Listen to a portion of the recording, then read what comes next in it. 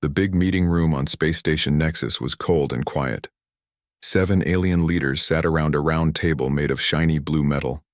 They came from different corners of space, each one stranger looking than the next. This was the Galactic Council, the secret group that controlled most of the known universe. First speaker Zilthrak tapped his long insect-like fingers on the table. He was 8 feet tall with a hard outer shell and eyes that glowed green in the dim light. "Let us begin our 100-year review," Zilthrak said. His voice sounded like rocks in a blender. "Our main concern today is the human problem." He pressed a button, and a 3D picture of Earth appeared floating above the table. Little dots of light showed human settlements spreading out from their home planet to Mars, then to the moons of Jupiter, and beyond. "The humans are growing too fast," Zilthrak said. "Their ships now travel to 11 star systems, and they build new things too quickly." Ambassador Julan, who looked like a blue-skinned man except for his forearms and lack of a mouth, waved a hand through the floating image. "They still use simple rocket engines. They are no threat." "That is where you are wrong," said Norka, a snake-like creature whose scales changed color as she spoke. "Look at their progress line." A new image appeared showing a red line that curved sharply upward. 10 years ago they used radio waves. Now they have basic quantum talking devices. In 100 years they could match even the Ascended ones. The room went quiet. Everyone knew about the Ascended ones, the ancient race that had disappeared thousands of years ago, leaving behind technology that no one could fully understand. Elder Vox's body rippled with worry. He had no solid shape, just a clear jelly-like form with lights pulsing inside. "We have kept order in this galaxy for 50,000 years by making sure no new species gets too powerful. Some become our workers, some become our soldiers, but none become our equals." John Miller cleared his throat. He was the only human in the room, a spy who had been taken from Earth 30 years ago. With gray hair and tired eyes, he had studied his own people for the Council for decades. "The humans are different," Miller said. "They don't think like other species. When they face problems, they come up with surprising answers. If you try to control them directly, they will fight back in ways you cannot predict." Zilthrak's eyes narrowed. "Are you defending your species, Miller?" "No, sir. I'm giving you facts. Humans are stubborn and creative. Direct control will not work." Zilthrak walked to the window. Outside, countless stars filled the blackness of space. "Then we will be clever about it," he said. "We will go to Earth as friends. We will give them gifts. Technology that seems amazing to them, but has hidden limits built in. We will find their leaders and slowly turn them to our side." Elder Vox's body glowed bright yellow. "Operation Shepherd. We guide the sheep without letting them know they are being herded." "Exactly," Zilthrak said. "We offer friendship with one hand while putting chains on them with the other. By the time they realize what has happened, it will be too late." The council members talked for hours about the details. They would send ships to make first contact. They would bring technology that would seem advanced to humans, but had secret blocks that would prevent humans from making their own versions. They would find important people on Earth who wanted power and help them get it, creating leaders who would follow the council's orders. "The humans must never know our true strength," Zilthrak warned. "Let them think we are just a bit more advanced than they are. They must never see our real weapons or our planet-moving ships." Ambassador Norka flickered her forked tongue. "What about the human colonies already spread among the stars? Should we destroy them?" "No," replied Elder Vox. "That would only make them fight harder. We will welcome all humans, make them feel special for joining our galactic family. Then we put our blocks and limits on all their worlds at once." Miller watched silently, his face showing nothing. He had lived among aliens so long that sometimes he forgot his own human roots. But something about this plan made his stomach twist. In the back of the meeting room, a young worker named Lisa Ward was fixing a communication panel. She had blue skin and small wings, just another worker from a species the Council had guided centuries ago. No one paid any attention to her as she plugged in wires and tested connections. By accident, Lisa connected the wrong cable. The Council's SA Secret meeting was now being sent out on an open channel, one that any ship with the right equipment could pick up. She noticed her mistake after 4 minutes and quickly fixed it, hoping no one had noticed. "We vote now," Zilthrak announced. "All in favor of Operation Shepherd to control the human problem?" All 7 council members raised their hands or tentacles.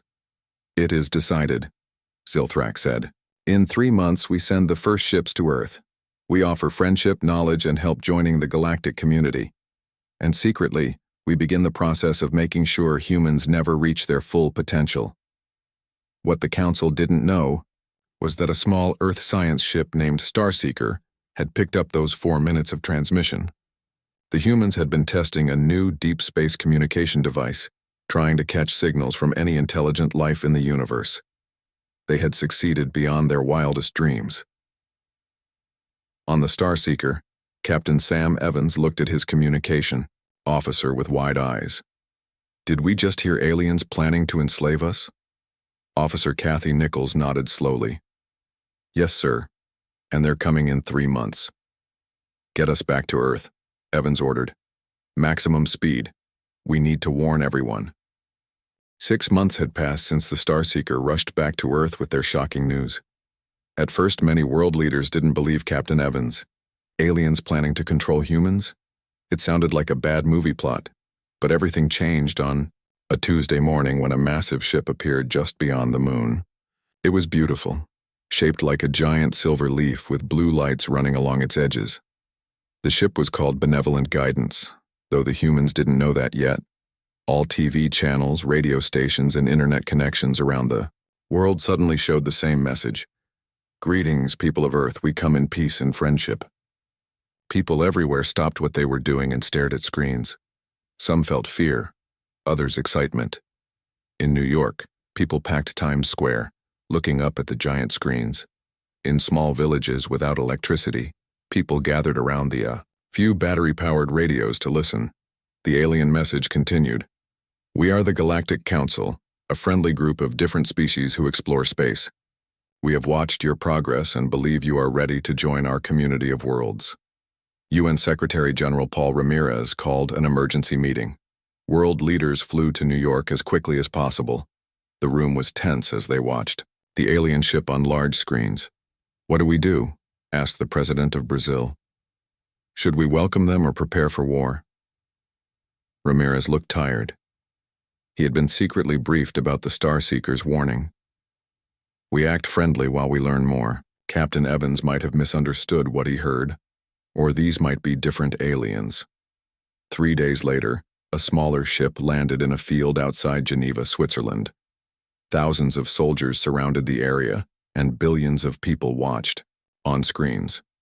When the ship's door opened with a hiss of steam, the aliens walked out. They looked almost human, tall and thin with slightly blue skin and large eyes.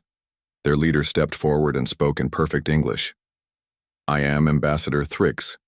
On behalf of the Galactic Council, I bring greetings and gifts of friendship." The world held its breath. Then Secretary General Ramirez stepped forward and shook the alien's hand.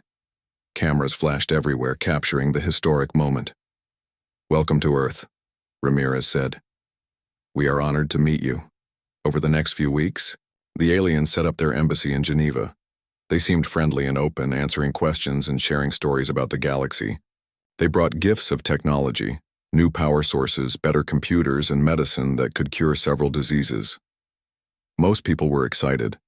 Social media was full of alien pictures and videos. Schools taught children about the new galactic friends. Companies started making alien toys and t-shirts, but not everyone was convinced. Dr. Susan Campbell worked in a small office at Harvard University. Her job was to study how the aliens talked and used language. Late one night, she noticed something strange in the translation devices the aliens had given Earth. "That's odd," she said to herself. She played back a recording of Ambassador Thrix explaining space travel.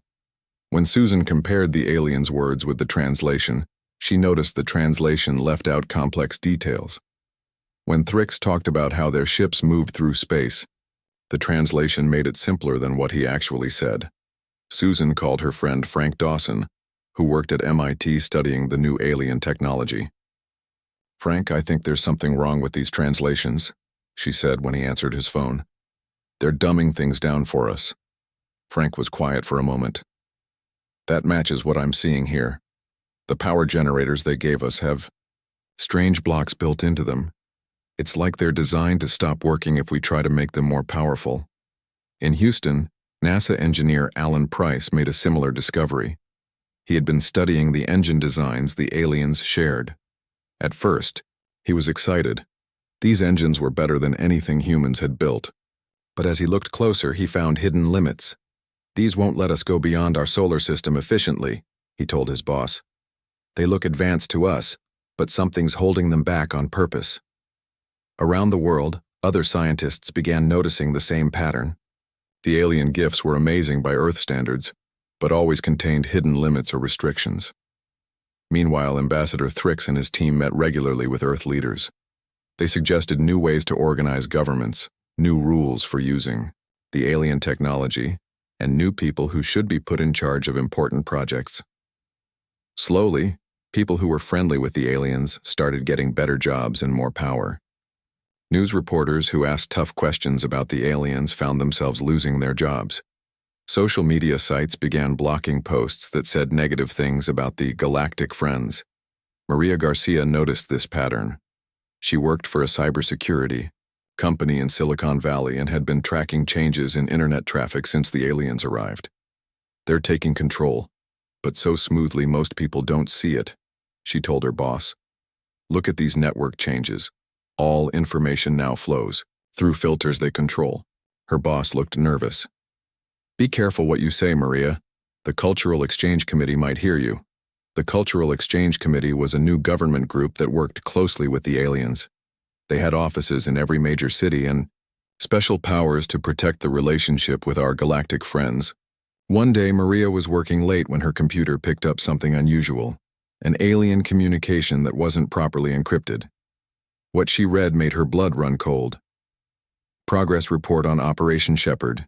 Human resistance minimal. Power.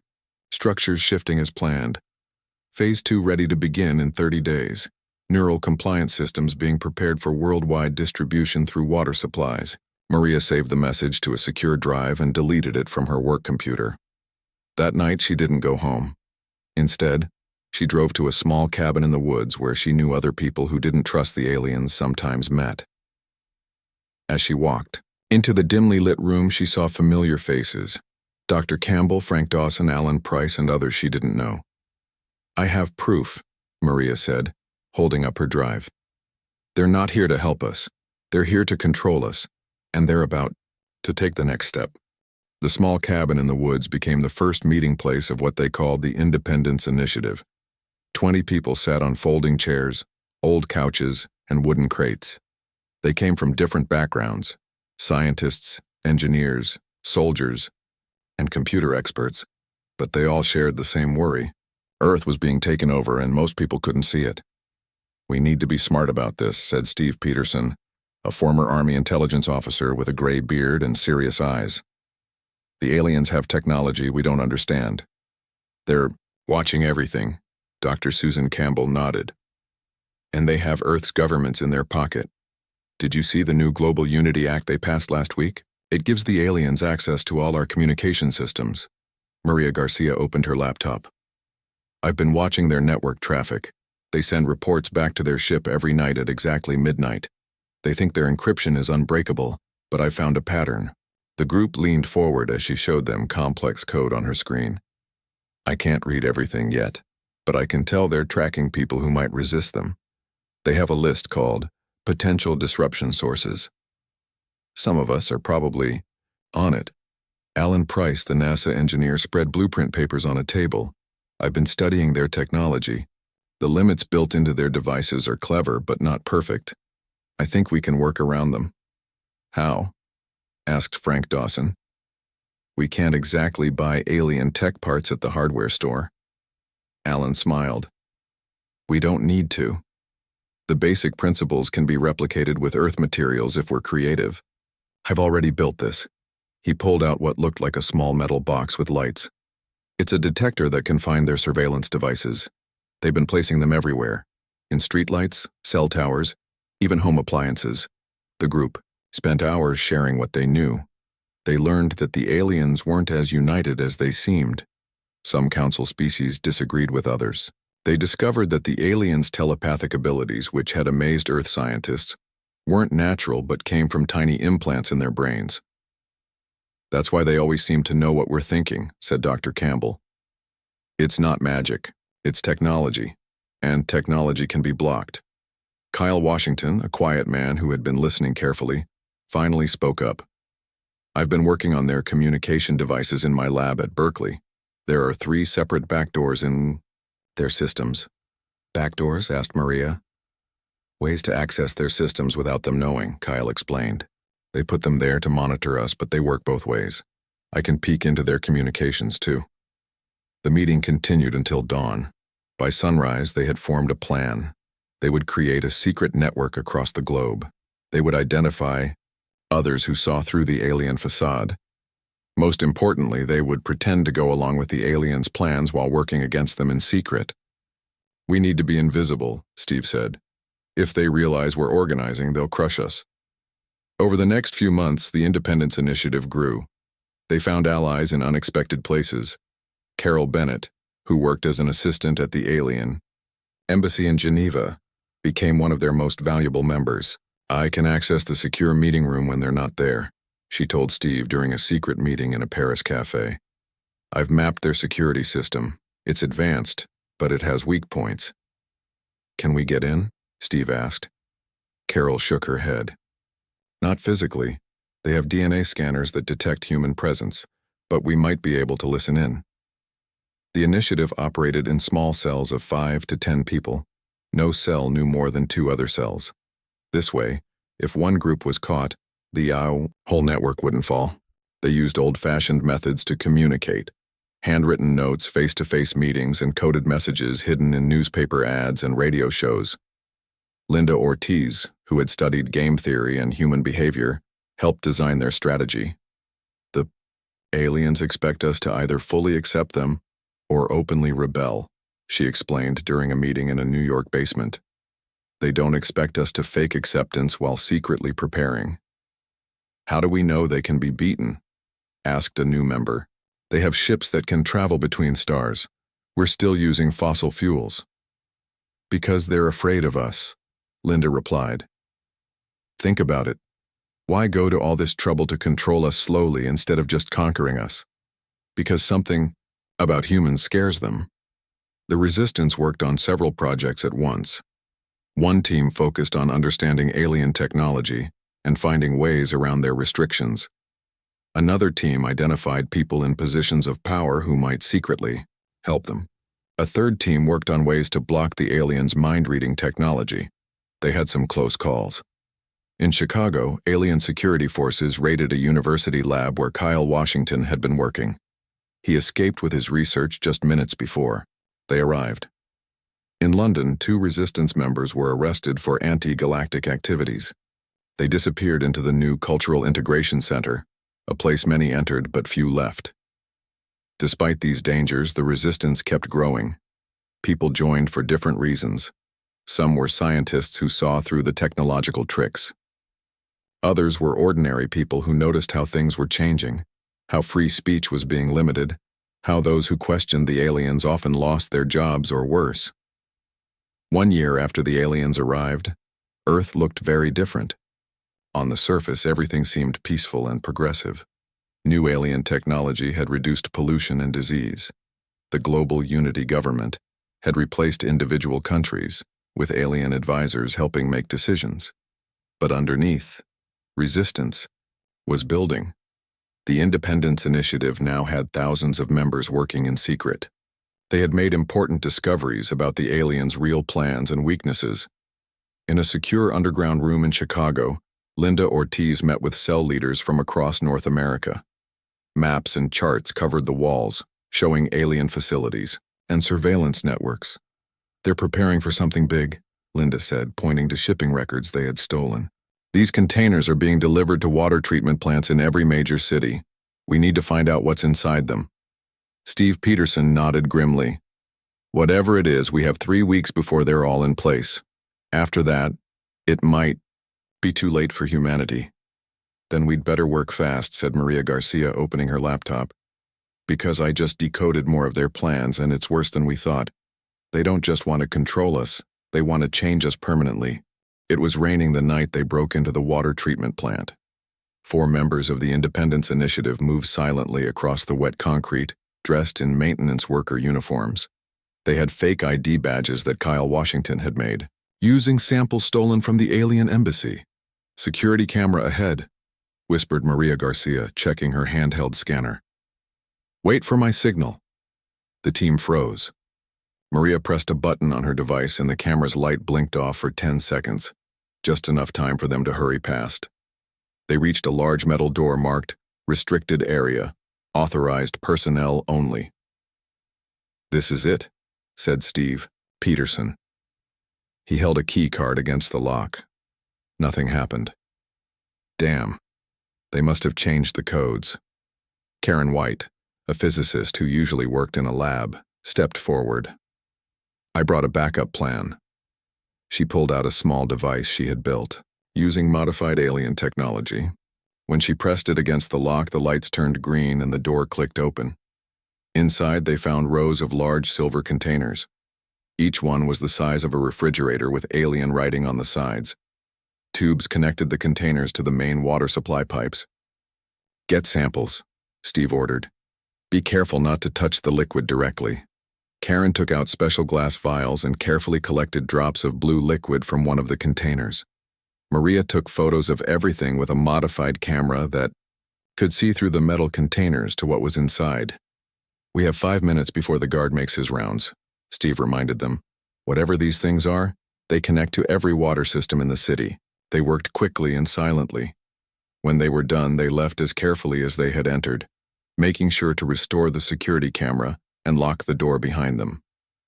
Back at their secret lab, Karen examined the blue liquid under a powerful microscope. What she saw made her gasp. These aren't chemicals, she said as the others gathered around. They're tiny machines, nanobots, smaller than human cells. She connected her microscope to a computer screen so everyone could see. The screen showed tiny metal objects shaped like stars with 8 points. They're designed to enter the human body through drinking water, Karen explained. Once inside, they travel to the brain and attach to specific areas. Mind control? Asked Steve, his face grim. No, even worse. Karen pointed to specific parts of the nanobots on the screen. These are designed to limit brain functions. They won't control thoughts directly, but they'll make certain types of thinking harder or impossible. Like what? Maria asked. Creative, thinking, problem-solving, questioning authority, the same areas of the brain that light up when people invent things or challenge rules. The room went quiet as everyone realized what this meant. The aliens weren't just trying to control human society, they wanted to change human minds forever. How many people have been exposed? Steve finally asked. Maria checked her computer. The containers were installed 3 days ago but aren't activated yet. According to the schedule I found, they plan to turn them on next Tuesday at 3 p.m. worldwide. That gives us 6 days to stop them, Steve said. We need to warn people. How? Asked Karen. They control all major media now, and who would believe us without proof? Then we need better proof, said a new voice. Everyone turned to see Bill Harris walking into the lab. He was a communications expert who had been working undercover at the main alien communication center. Bill looked exhausted, but excited. I found something huge. The aliens' communication system connects to a network that spans the whole galaxy. They've been using it to report back to their leaders and get new orders. Can you access it? Karen asked. Bill nodded. I found a way in. That's how I discovered something amazing about humans, something the aliens are hiding from us. He connected his laptop to the main screen. Look at these brain scan comparisons. The screen showed colorful images of different alien brains next to human brains.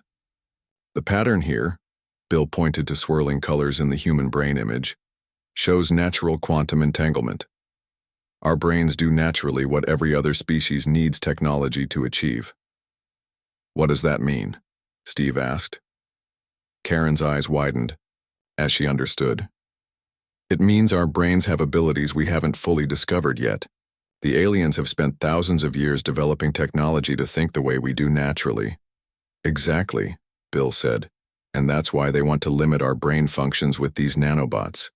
They're afraid of what humans might become if we develop our full potential. This discovery changed everything. It explained why the Council was so determined to control humanity, rather than simply destroying them or leaving them alone. Humans had something special, a natural way of thinking that other species could only copy with machines. Over the next few days, the Independence Initiative worked day and night on two plans. First, they needed to stop the nanobots from being activated. Second, they needed to find a way to use their new knowledge about human brains to fight back against the Council. Jack Peters, who worked as an assistant to an alien diplomat, brought more alarming news. I overheard a meeting between the ambassador and his staff, Jack told the group. Once the nanobots are activated, they plan to announce Earth's full membership in the galactic community. There will be a big ceremony on their space station near Jupiter. What does full membership mean? Asked Maria. It means we'll officially be under their control forever, Jack replied. Earth will become just another managed species in their collection. Karen had been working with a small team of scientists to develop a device that could block the nanobot activation signal. We've made progress, she reported, but we can only block a small area, maybe a few city blocks at most. That's not enough, Steve said, pacing the room. We need something bigger.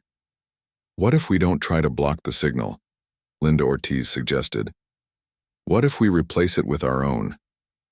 Everyone looked at her. Linda had been quiet during most of the meeting, thinking deeply. The nanobots are just waiting for a specific signal to activate, she explained. If we can figure out that signal and send a different command instead, we might be able to turn their plan against them. Is that possible? Steve asked, looking at Karen and Bill. Karen thought for a moment. Maybe. The nanobots are sophisticated, but they're still just machines following instructions. If we can crack their command code, I can help with that, Bill said. I've been collecting samples of their command signals for weeks. For the next 3 days, they worked without stopping. They analyzed the nanobots, studied the alien communication patterns, and built a device that might be able to send a countermand when the activation signal was sent. It's ready, Karen announced just hours before the scheduled activation. But we have no way to test it. Either it works or humanity's mind gets crippled forever, Steve finished. We have to try. As they prepared their device, Jack Peters came running into the lab. They've changed the plan. The ceremony is happening tomorrow. All major world leaders are already on their way to the space station. Then we need to be there too, Steve said, his face determined. We need to take this fight directly to the Council. The Galactic Council's space station hung like a giant silver wheel near Jupiter. Inside its grand meeting chamber, 7 alien leaders sat on tall chairs arranged in a circle. Below them, representatives from 50 different planets watched and waited. Today was special. Earth would officially join the galactic community. First speaker Zilthrak tapped a crystal rod on his chair. Bring in the humans, he ordered, his insect-like face showing no emotion. The huge doors slid open. 10 humans, in formal clothes, walked in. They were Earth's new leaders, people the aliens had carefully chosen because they were easy to control. At the front was Nancy Howard, Earth's official representative. What the Council didn't know was that Nancy was secretly part of the Independence Initiative. Behind her, a team of human assistants carried special equipment disguised as ceremonial objects. Hidden among them were Karen White, Steve Peterson, and Bill Harris. Welcome, humans, Zilthrak said in a booming voice. Today marks Earth's full acceptance into our community. You will now enjoy all the benefits of our guidance. Nancy Howard stepped forward. Thank you, honored Council. Earth is grateful. She paused, then reached into her pocket. But before we continue, we have a message for you. She pressed a small button. Suddenly, every screen in the chamber showed the same words in the Council's own language. "We know everything." Silthrek's green eyes widened. "What is the meaning of this?" Nancy smiled. "For 3 years you've believed your plan was working. You thought we were simple creatures you could easily control. You were wrong." Karen White activated a device that sent out a special signal. All around the chamber, the aliens' neural implants, the technology that gave them their telepathic abilities, shut down at once. "What have you done?" gasped Ambassador Norka, suddenly feeling vulnerable without her mind-reading powers. "We've leveled the playing field," Nancy replied. "No more reading our thoughts.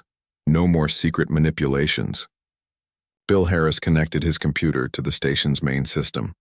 Screens around the room showed images of human ships, hidden vessels that the aliens knew nothing about. "While you were busy trying to limit us," Nancy continued, "we were studying you. We decoded your entire network. We found the 17 other species you've been controlling, and we've been talking to them." The aliens looked shocked as faces of different species appeared on screens, races they had been guiding for thousands of years. "They've been waiting for someone to break your control," Steve Peterson said. "Someone to show them they could be free." Silthrak stood up, angry now. "This is outrageous. Our guards will—" "Your guards can't help," Karen interrupted. "Your weapons systems are offline. Your communication with the rest of your fleet has been cut off. But don't worry. We're not here for revenge." Nancy stepped closer to the Council. "We're here to offer something new. A real partnership. Not control, but cooperation. We'll share our natural abilities with the species you've suppressed. In exchange, all the limits and restrictions end now." She held up a small container with a sample of the nanobots. "Including these mind-controlling machines you plan to put in our water." The Council members looked at each other in shock. For 50,000 years, they had controlled the galaxy through manipulation and fear. Now, in just 3 years, humans had seen through their plans and turned the tables. "You've had 50,000 years of control," Nancy said. "We're offering a future where we all advance together, where no species limits another. Your choice is simple. Work with us as equals, or become irrelevant."